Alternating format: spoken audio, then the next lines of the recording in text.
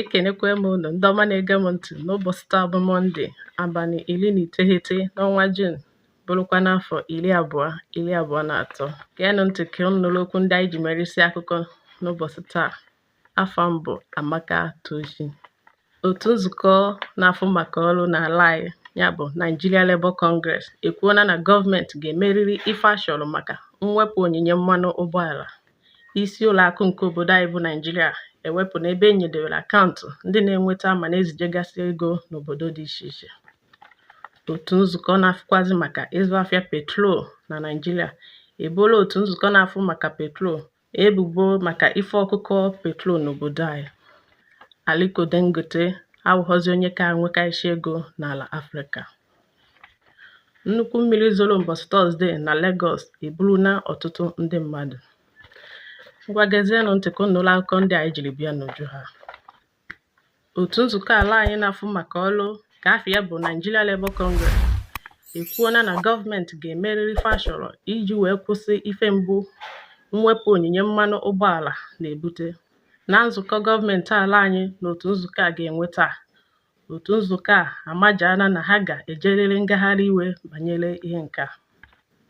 Isi ụlọ akụ anyị site n'ozi anyị nwetara si na o wepụla ebe enyedewere akaụntụ ndị na-ezijegasị ma na-enwetakwazi ego n'obodo dị iche iche.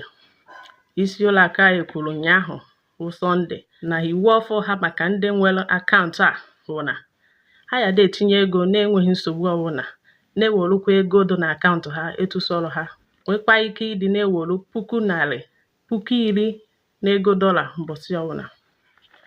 Otu nzukọ na-afụ maka ịzụ afịa petrol ka a na-akpọ Independent Petroleum Marketers Association of Ted ebubo ijigide petrol ndị otu ha kwụrụ ụgwọ kamgbe karịrị ọnwa 6.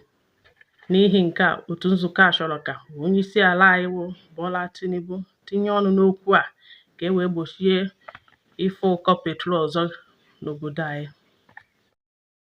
Ka ego obodo anyị bụ Nigeria na-ada ka otu nwoke ọzọ afịa onye obodo South Africa afọ ya bụ Johan Rupert ligoziri karịa Dangote wee wụrụ onye ka nwe ego n'ala Afrịka.